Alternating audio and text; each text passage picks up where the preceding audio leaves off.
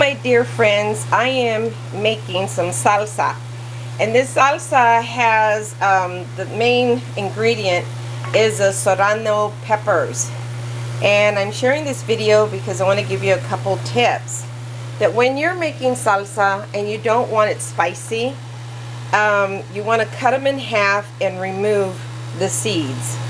You basically cut them in half like this. I'm not going to show you because I'm holding this camera with one hand.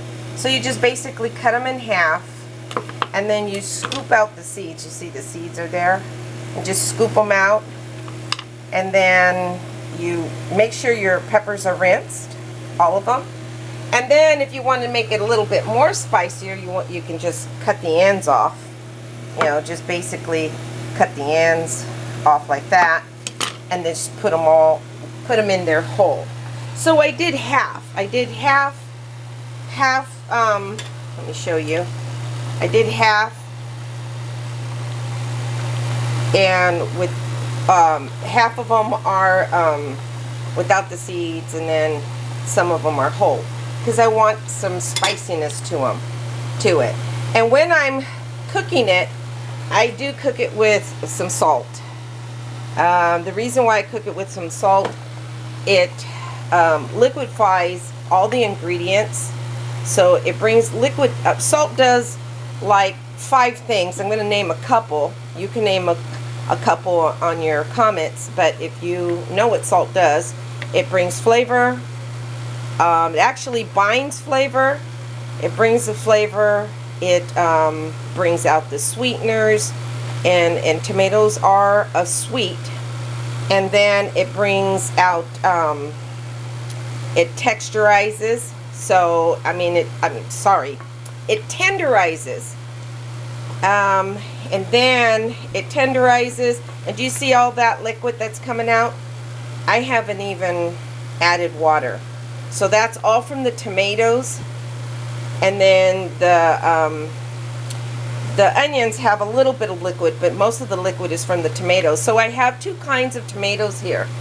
I use regular tomatoes, and then I use some tomatillos. So you can mix your tomatoes, you can mix your peppers, but you know, there's no rules against the kind of salsa. As you know, there's a whole bunch of salsas out there that have like peach salsa, mango salsa, pineapple salsa, but this is my main ingredient. I'll probably be making several kinds of salsas, but this right here, I'm basically that's the hard part, and you don't want that in there, of the skin of the onion. So basically, when I make my salsa, I can make it either sweet, or I can make it savory, or you can make it both, sweet savory, which would be your pineapple salsa. Your mango salsa should be made fresh. I would make the mango salsa fresh. I always do. I love it. It's seasonal, and it's great on quesadillas.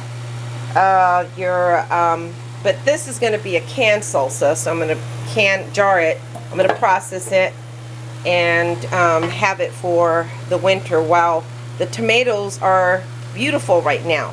And another tidbit I'm going to show you is I remove the skin.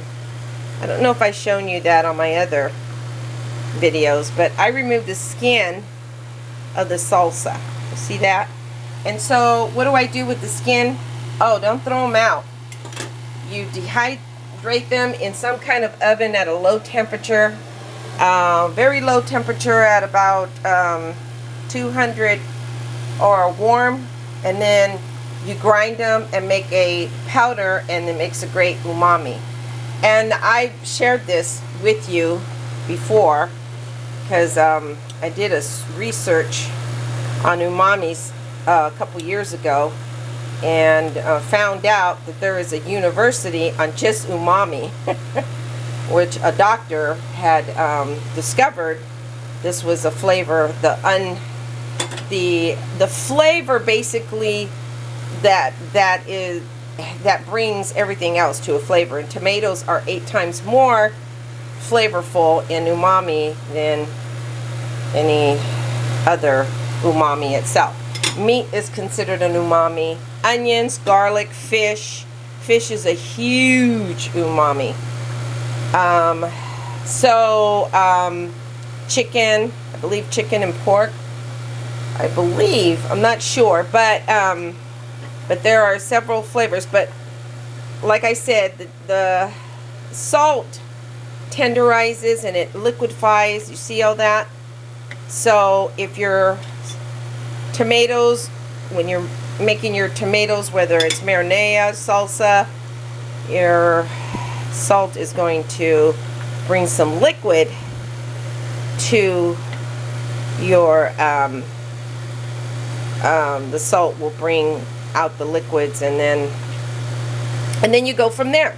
So I'm gonna leave a lot of the seeds in my salsa. I may strain it, I don't know, just depends. But in the meantime, I'm taking out as many of the skin that I could possibly, and then save that skin.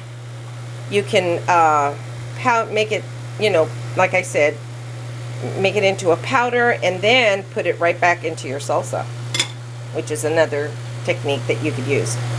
So, with that being said, my dear friends, hope you're having a wonderful day, and I'm going to be doing some canning, which I said I was going to give up, but once you start canning, it becomes habitual.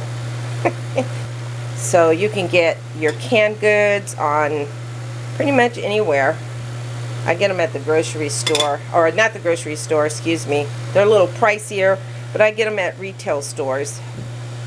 And then, or you can order them online. So, and be careful how you order them, because you have some third-party people that have commerce. I mean, some of them are good. I don't know which ones they are, but or you can order directly from Amazon. But then again, you have Amazon's getting really huge. I think they're going to take over the world. Anyways, if we let them, keep ordering. Anyways, okay. Well, I just wanted to share that real quick. I'm taking some of the skins off the peppers because I don't know if I want all that pepper stuff in there. So I do want a little bit of a smoky flavor, and you could do that. So, okay. So there you have it. I'm going to blend it, and then it goes into the blender, and then process it, put it in my jars, and then have it. Okay, have a wonderful day. Okay, bye.